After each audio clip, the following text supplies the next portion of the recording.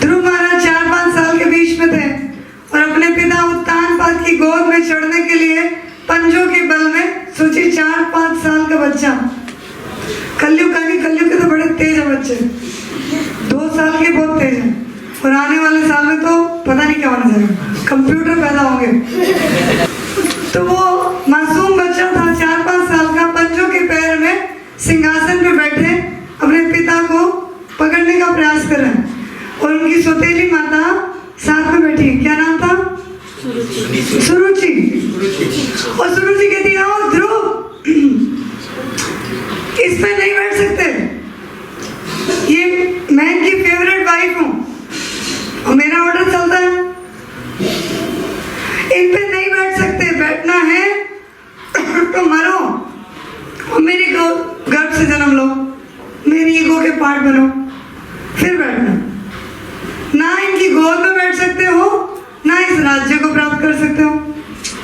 तो ध्रुव महाराज का खून खोल पड़ा। वो कौन? क्षत्रिय स्वभाव के थे, ब्राह्मण सहन कर लेता, क्षत्रिय का खून खोल पड़ा, अपने अपने स्वभाव से एक्शन होता है। तो उन्होंने पहली बार ये भेदभाव के वर्ड सुने थे, आपने सुना ही है, मैंने कई बार बताया, याद है कि नहीं? याद है कि नहीं आपको? तो वो अपनी माता सुनीति के पास गए और पहले से ही सिपाहियों ने बता दिया था और सुनीति ने कहा ध्रुव मुझे बहुत दुख है, तुम्हारे साथ ये व्यवहार किया सुरुचि ने, लेकिन हम क्या कर सकते हैं ध्रुव, मैं भी क्या कर सकती हूँ, मैं भी हेल्पलेस हूँ। वो अच्छी मदर थी, वो अपनी असली स्थिति को बता रही थी कि मैं हेल्पलेस हूँ। ध्रुव तुम्हारी सहायता विष्णु करेंगे। तो उन्होंने कहा मेरी सहायता करेंगे विष्णु, मेरा खून बहुत खोल रहा है माँ, मेरे से सहन नहीं हो रहे ये शब्द, ये उत्तानपाद क्या, मनु क्या, ब्रह्मा क्या, मुझे इनसे बड़ा राज्य चाहिए। अपने पिता से बड़ा, अब ब्रह्मा से बड़ा तो कोई है ही नहीं यहाँ पर, तो राज्य किसी ने देखा ही नहीं होता कैसे, ब्रह्मा से बड़ा राज्य पता ही नहीं होता कैसे, लेकिन बड़ा चाहिए। तो माँ ने कहा ठीक है ध्रुव तुम जाओ विष्णु से मांगो। जाने दिया 4-5 साल के बच्चे को, जंगल में चला गया, कितनी अच्छी मदर थी। तो ध्रुव चले गए और नारद मुनि आए। नारद मुनि ने कहा ध्रुव इस जंगल में इतने शेर चीते तुम्हें खा जाएंगे, तुम कहाँ जा रहे हो, छोटे से बच्चे हो, चलो घर वापस।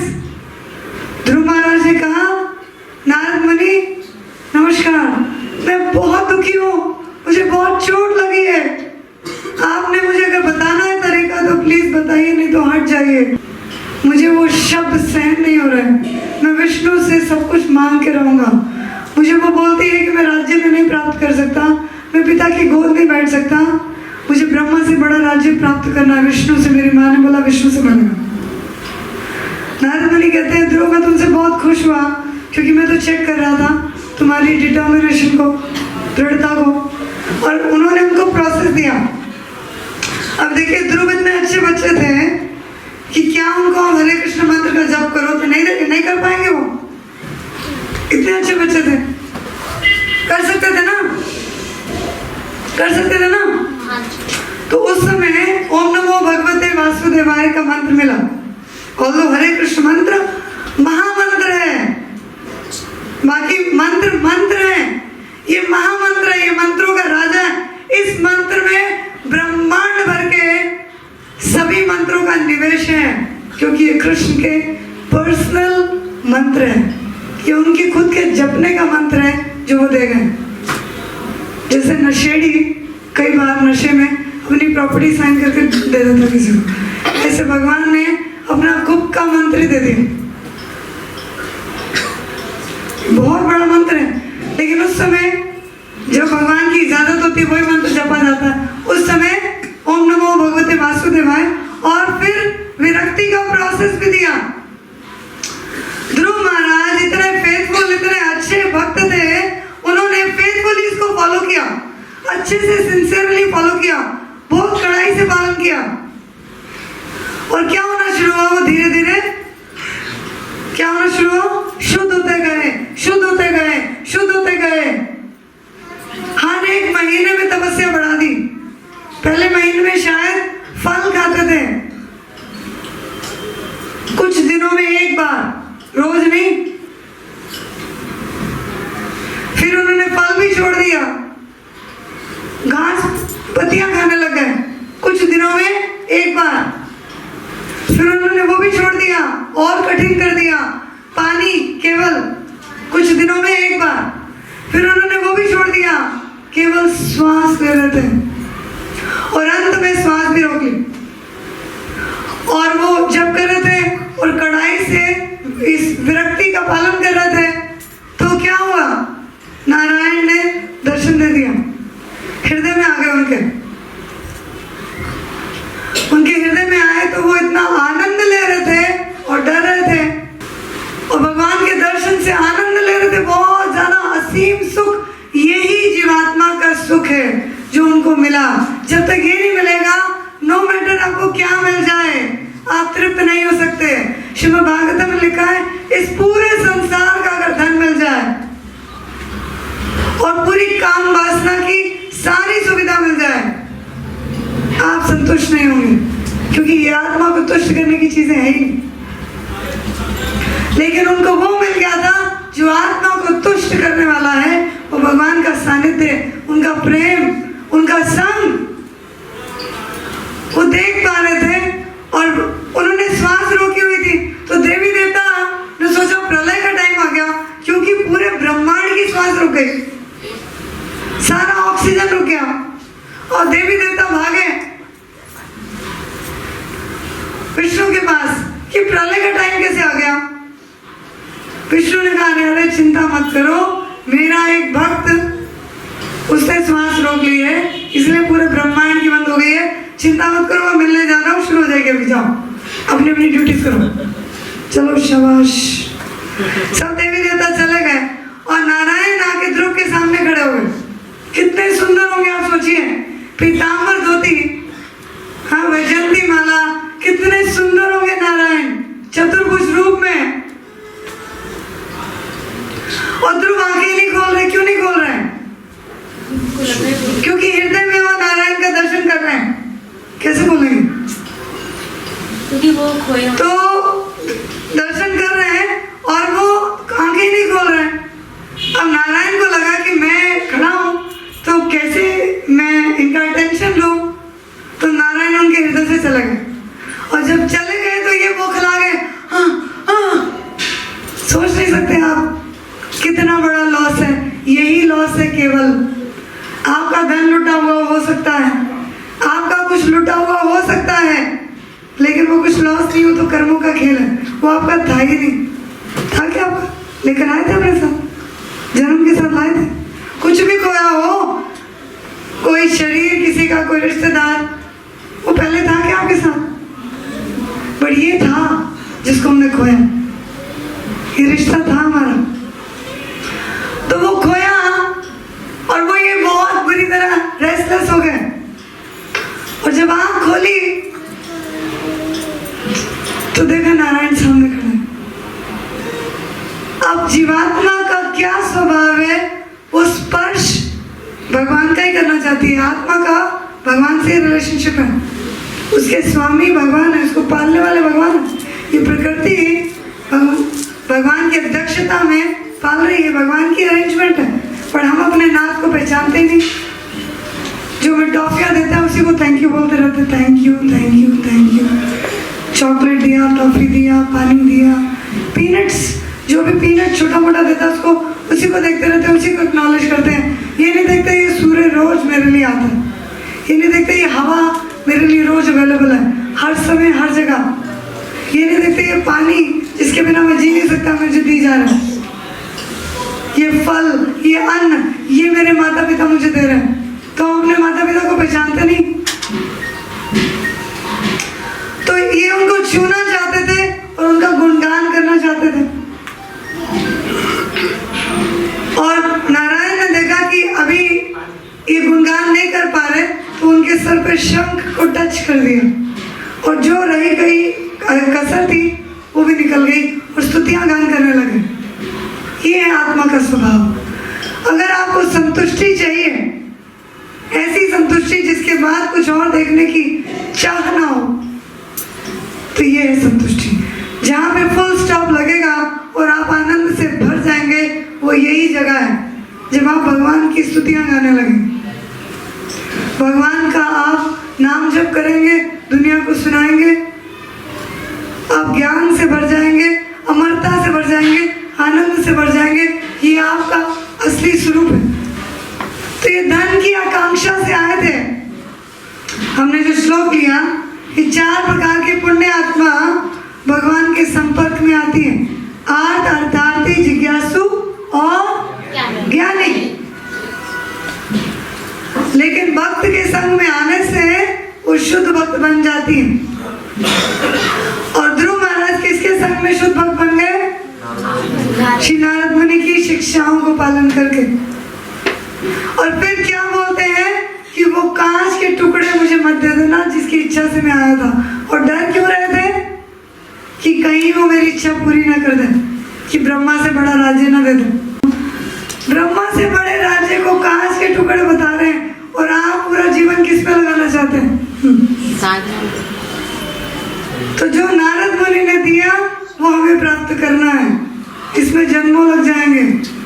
इस वैकुंठ लोक तक जाने की आकांक्षा होनी चाहिए। इस कुंठा जगत से, प्रॉब्लम्स के जगत से निकलने की आकांक्षा होनी चाहिए। उस वैकुंठ में जहाँ प्रॉब्लम से परे जगत है, वो हमारा घर है। हम घर से खो गए हैं, खोए हुए बच्चे हैं, लापता। लेकिन भगवान आए याद दिलाने कि आप कहाँ से बिलोंग करते हैं। तो हमें उस घर में जाना है, उसके लिए हमें तैयारी करनी, और उस तैयारी के लिए हमें जीवन समर्पण करना है। और यही हमारे जीवन का लक्ष्य और समय का इन्वेस्टमेंट होना चाहिए। तो ये है धन का एग्जाम्पल, जो धन की इच्छा से आए और शुद्ध हो गए। और फिर क्या है?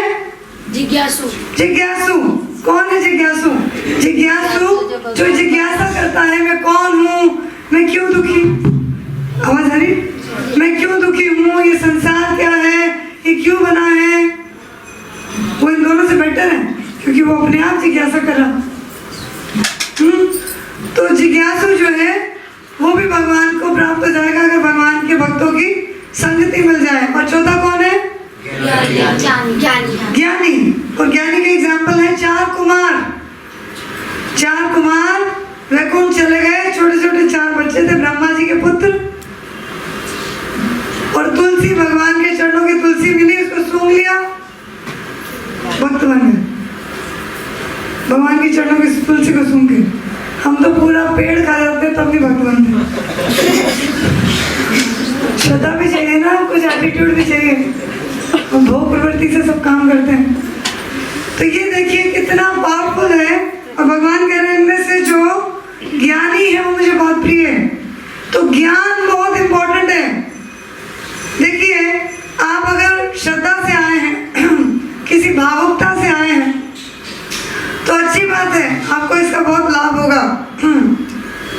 लेकिन आप ज्ञान अर्जित करेंगे, जैसा कि आप सुन रहे हैं, और पढ़ना पड़ेगा। ज्ञान अर्जित करेंगे तब फिर आपके कदम बड़े दृढ़ता से चलेंगे, संभल के चलेंगे। इस रास्ते पे कैसे चलना है उसके लिए हमें ज्ञान चाहिए। और भगवान कह रहे हैं ज्ञान, और दूसरी बात क्या थी? भक्तिमय सेवा। मदन मोहन मालवीय पॉलिटिशियन थे बहुत बड़े, उनके पास वो आए भक्ति सिद्धांत सरस्वती प्रभुपाद जी के गुरु के पास, मदन मोहन मालवीय। उन्होंने कहा कि मेरा प्रश्न है। भक्तिदान सरस्वती महाराज ने कहा अंदर जो है मेरा शिष्य है, भगवान के बर्तन साफ कर रहा है, जरा आप पहले हेल्प कर दोगे उसकी। तो वो अंदर गए, हम्बल गए और बर्तन साफ किए। बर्तन साफ किए तो बाहर आए, तो भक्ति सिद्धांत महाराज ने कहा क्या प्रश्न है? तो उन्होंने कहा वो तो अपने आप आंसर हो गया। तो सेवन मुखे ही जीवादो स्वयं एवस्प्रतरा। तो हमारे जीवन में इतनी कंफ्यूजन्स हैं, इतने डाउट्स हैं, भगवान कौन है, उनसे हमारा क्या संबंध है, सारा ज्ञान ढका हुआ है। क्यों? क्योंकि भगवान की सेवा हम नहीं करते।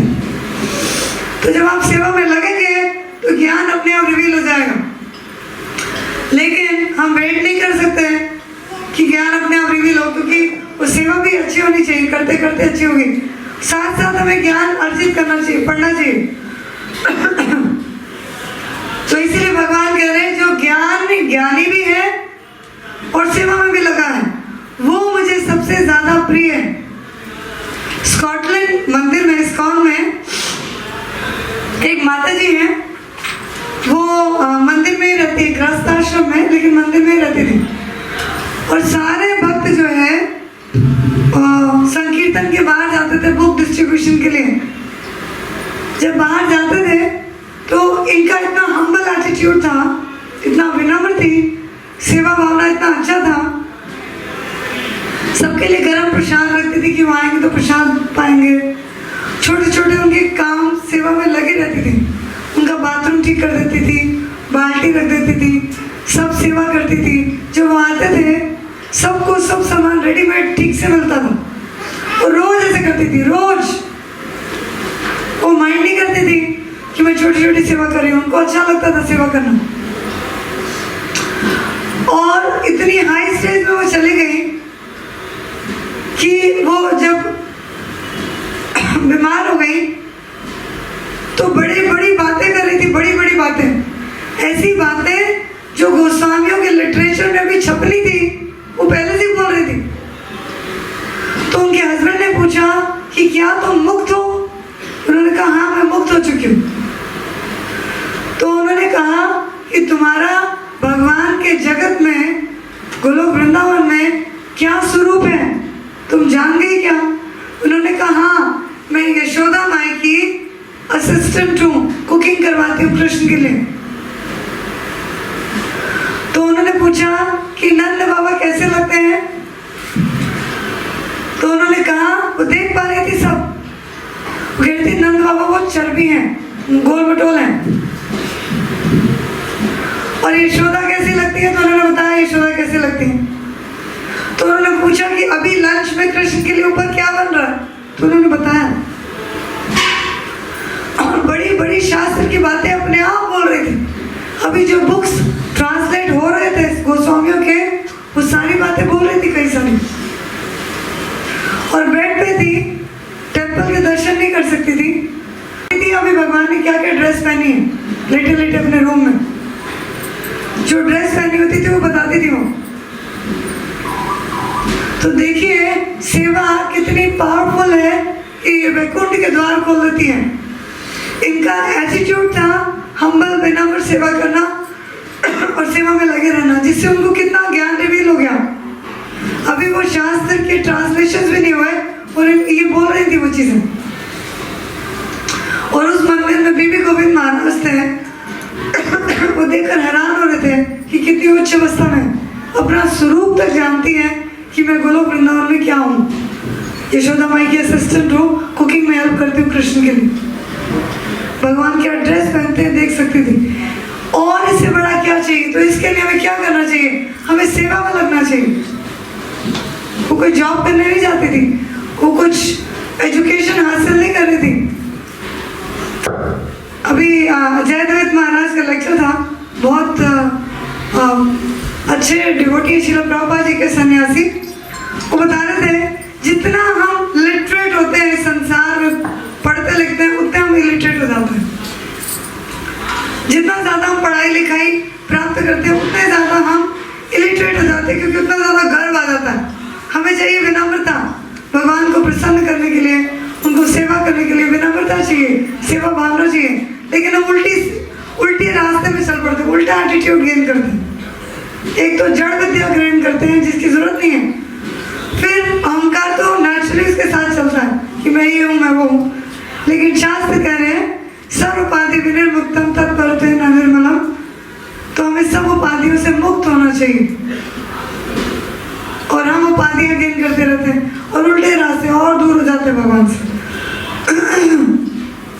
इसी प्रकार मैनर में, लंदन में एक माता जी थी और वो क्या करती थी, भगवान की कुकिंग करती थी किचन में, और बहुत प्रेम से कुकिंग करती थी। और उन्होंने भगवान से प्रे किया कि मैं आपके लिए बहुत बहुत अच्छी डिश बनाना चाहती हूँ, मैं प्रॉमिस करती हूँ कि मैं कभी भी नहीं खाऊंगी उसको, टेस्ट भी नहीं करूँगी, लेकिन आप मुझे मुझसे खाइए जिससे मैं आपके लिए अच्छी डिश बना सकूं। उन्होंने प्रॉमिस किया कि मैं टेस्ट भी नहीं करूंगी। और वो बनाती थी बर्फी, और जो भी इस बर्फी प्रसाद को खाता था वो कहता था कि इस दुनिया की नहीं है, इतना अमृत था उसमें। और उन्होंने कभी टेस्ट नहीं किया जीवन में। और वो प्रसाद बनाती थी तो वो कितना ही ले भी सकती थी, लेकिन वो काउंटर से खरीदती थी किसी को अगर देना होता था लाइन में लग के। तो इस एटीट्यूड से, इस सेवा भाव से जब हम सेवा करते हैं, ये नहीं कि मैंने किया मुझे मिले तो ये सकाम कर्म है, सकाम भक्ति है।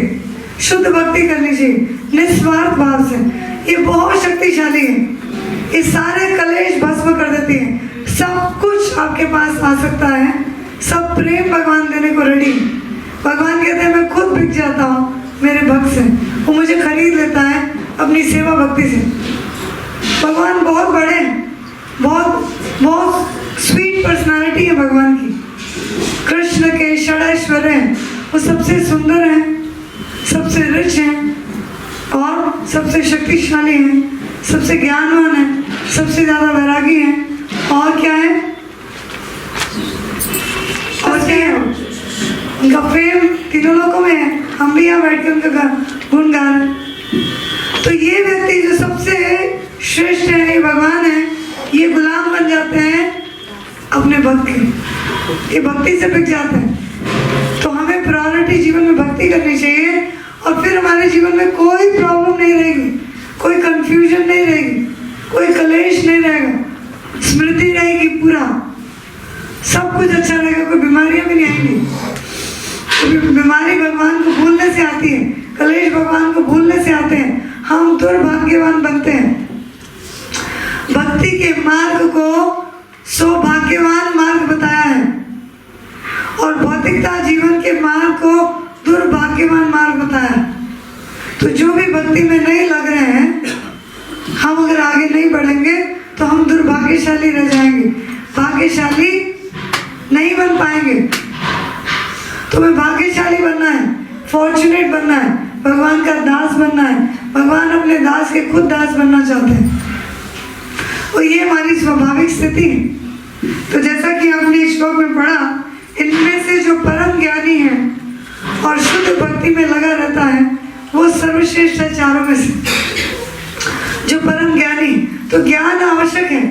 भावुकता के प्लेटफॉर्म पे भक्ति लंबे समय तक नहीं चलती, कुछ समय चलेगी, लंबे समय नहीं चले पाएंगी।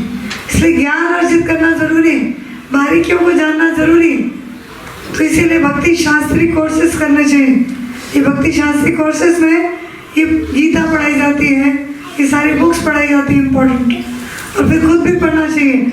और असली ज्ञान अर्जित होगा जब आप सेवा में लगेंगे। जब आप सेवा में लगेंगे तो ये ज्ञान हजम हो जाएगा, नहीं तो ज्ञान जाएगा और बाहर निकल जाएगा, लूज मोशन हो जाएगा।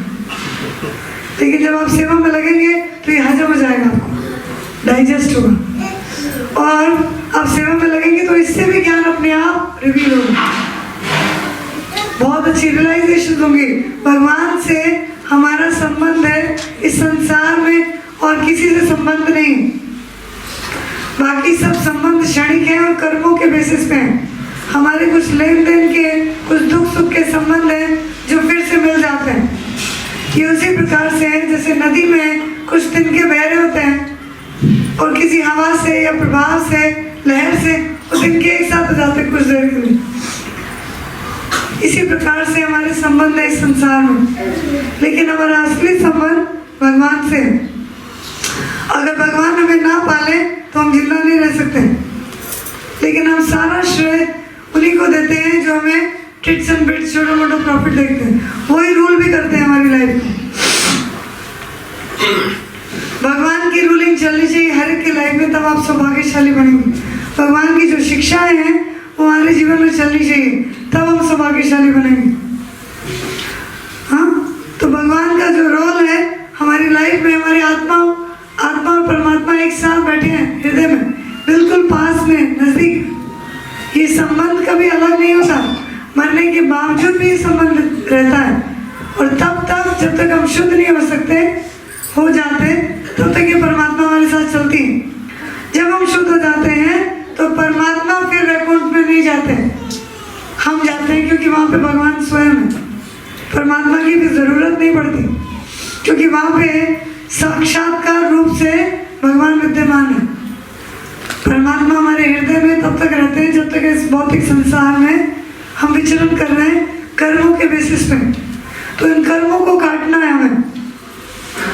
ये कर्म भक्ति से, सेवा से कटेंगे, यही जीवन का लक्ष्य है। पाप और पुण्य दोनों कर्म को काटना। अब आप कहेंगे, अभी तो आप कह रहे थे 4 तरह की पुण्य आत्मा आती है, अभी आप कह रहे हैं पुण्य को काटना है। पुण्य जो भौतिक संसार में बांधने वाले हैं, जैसे जेल में कोई रस्सी से बंधा हो या सोने की रस्सी से बंधा हो, बंधा तो बंधा ही है। जो भी इस संसार में इस प्रकार के पुण्य कर रहा है जिससे उसको अच्छा धन मिले, अच्छा कुल में जन्म मिले, लेकिन इस संसार से मुक्त तो नहीं हो पाएगा। तो पुण्य आध्यात्मिक करने चाहिए, भगवान की सेवा में ही, जिससे हम फ्री हो सकें। लेकिन ऐसे पुण्य जिससे हम फिर से इस जगत में जिए और अच्छी सुविधा के साथ जिए, तो वो भी बंधन है, क्योंकि शरीर तो फिर मिलेगा, बुढ़ापा फिर आएगा, बीमारियां फिर आएंगी। कितने भी पुण्य हो, सुविधा मिलेगी, लेकिन इस शरीर रूपी प्रॉब्लम से तो नहीं बच सकते। जन्म, मृत्यु, बुढ़ापा, बीमारी, इस चक्र से तो नहीं हम बच सकते। तो कोई भी पुण्य है जो अलग से किया जाता है चैरिटी के लिए, उसके रिजल्ट कोई धनवान परिवार या यशस्वी परिवार में मिल जाता है। लेकिन सब पुण्य भगवान से कनेक्टेड हो उनकी सेवा के लिए, तो फिर ये हमारी जंजीरें खोल देते हैं। ये पाप की और पुण्य की दोनों की जंजीरें खोल के वैकुंठ भेज देते हैं। और ये सबसे सर्वश्रेष्ठ है जो हमें घर जाने देता है। अदरवाइज आप कुछ भी संसार में प्राप्त कर लें, आप संतुष्ट नहीं हो सकते, आप सेटिस्फाइड नहीं होंगे। आज हमें लगता है मैं ये गोल बना लूँ, वो गोल बना लूँ, ये कर लूँ, मेरा लाइफ सक्सेसफुल हो जाएगा। लेकिन जब आप वहाँ पहुँच जाएंगे तभी आप तुष्ट नहीं होंगे, खाली होगा जीवन। लेकिन जब आप भक्ति करेंगे तब आप पूर्ण फील करेंगे, अपने आप को पूर्ण अनुभव करेंगे, आप पूर्ण हो जाएंगे। जैसे ध्रुव महाराज का एग्जाम्पल सुना आपने, उन्होंने कहा मुझे और कुछ नहीं चाहिए, और ब्रह्मा से बड़े राजे को भी वो कांच के टुकड़े बता रहे थे। तो इसी प्रकार हमें जो है सीरियस होना चाहिए। हम इतने भाग्यवान तो हैं कि हम यहाँ तक आए हैं इस मैसेज को सुनने, है ना। लेकिन हमें कितना सारा भाग्य और अर्जित करना है, इस मैसेज को सुन सुन के इसको अप्लाई कर सके और फिर इस संसार रूपी जेल से हम मुक्त हो सकें और अपने घर वैकुंठ, अपने फैमिली कृष्णा नारायण भगवान के साथ रह सकें अपने स्वाभाविक जीवन में। ये स्वाभाविक थोड़ी है, तो शरीर है। किसी को कैसा शरीर मिलता है, किसी को कैसा, किसी को कोड़ी का है, किसी को पूरा, किसी को विकलांग का। ये कोई स्वाभाविक थोड़ी, ये तो छूट जाएगा, फिर से चलेगा, कोई नया शरीर मिलेगा। तो ये हम नहीं, ये सजा के रूप में शरीर दिया जाता। जैसे नर्क में जाते हैं जो, तो उनको तलेंगे भी अगर ऑयल में तो मरते नहीं, केवल तड़पते रहते, तड़पते रहते, तड़पते रहते। हमें तलेंगे तो मर जाएंगे। तो उनका शरीर अलग है, उनके शरीर की क्योंकि सजा लंबी है और नर्क है, इसलिए उनको ऐसा शरीर मिलता है कि मारेंगे इतना, मारेंगे इतना, मारेंगे, लेकिन मरेगा नहीं, केवल तड़पेगा। स्वर्ग में ऐसा शरीर है जिसमें पसीना नहीं आता, टॉयलेट नहीं जाना पड़ता, कुछ भी खाएंगे वो ब्लड में ट्रांसफर हो जाता है, खाली एंजॉयमेंट ही एंजॉयमेंट। लेकिन वो भी इतना बड़ा एंजॉयमेंट नहीं है जितना वैकुंठ में। इस पृथ्वी लोक से हजारों गुना ज्यादा सुख है स्वर्ग में। लेकिन स्वर्ग लोक में भी अवधि है, अब जाएंगे वापिस आना पड़ेगा। और स्वर्ग लोक से ज्यादा वैकुंठ में हजारों हजारों हजारों लाखों गुना सुख है और वापस नहीं आना पड़ता, क्योंकि वो हमारा घर है। लेकिन स्वर्ग लोक में भी 14 प्लैनेट, ब्रह्मा जी का सत्यलोक, स्वर्गलोक, नागलोक, नरकलोक, पृथ्वीलोक, महालोक, सब लोकों में लड़ाई झगड़े चलते हैं। देवी देवताओं में भी लड़ाई हो जाती है, वहाँ भी टेंशन है। 14 के 14 प्लैनेट में टेंशन है। इस टेंशन से बाहर जाना है तो हमें अपने स्वभाव को प्राप्त करना है। स्वभाव को प्राप्त करने के लिए हमें दो चीजें और अर्जित करनी है। वो क्या है? ज्ञान और सेवा। सेवा में लगना, तब आप सौभाग्यशाली बनेंगे और आपके वैकुंठ की तरफ रास्ते चल पड़ेंगे। फिर आपका हर पल मुक्ति के द्वार की तरफ, आपका हर समय मुक्ति के रिकॉर्ड में लिखा जाएगा। अगर आप एक कर्मी जीवन जिएंगे तो आपकी रिकॉर्ड लिखा जा रहा है, वो सजा के रूप में लिखा जाएगा। लेकिन अगर आप भगवान के सेवक के रूप में उनकी सेवा में रहेंगे तो आपका हर रिकॉर्ड, हर कार्य आपको खोलने वाला होगा, हर बंधन से खोलने वाला होगा। इसीलिए हमें बुद्धिमान बनना है, इस ज्ञान को अर्जित करना है। इस ज्ञान के बेसिस पे हमें जीवन को चलाना है।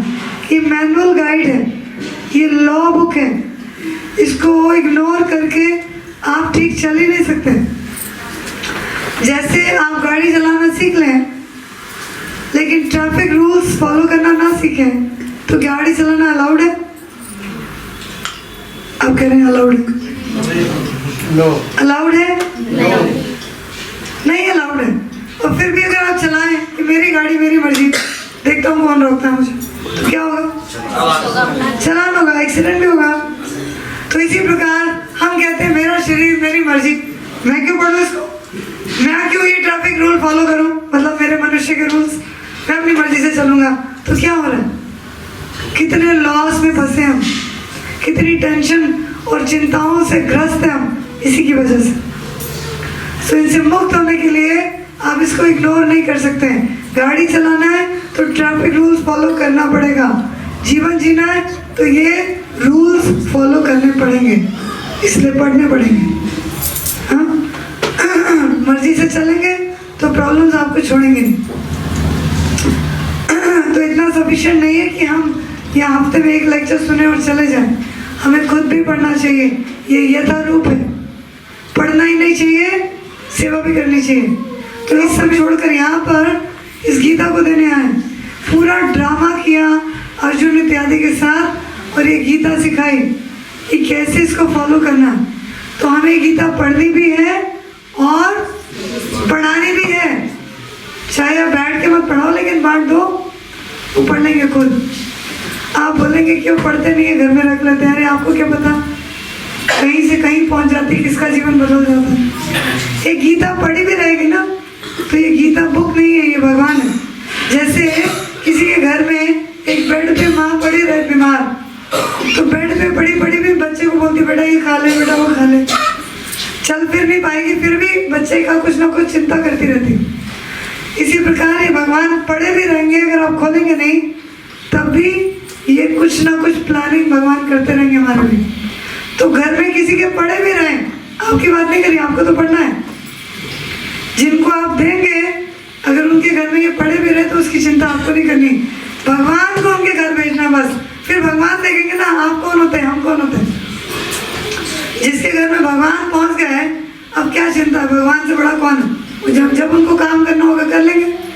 तो हमें ये हमें जरूर बांटनी चाहिए, वितरित करनी चाहिए। और ये सेवा, यही तो भगवान कह रहे हैं, जो ज्ञानवान है और जो सेवा में लगा है वो सर्वश्रेष्ठ है, बेस्ट है।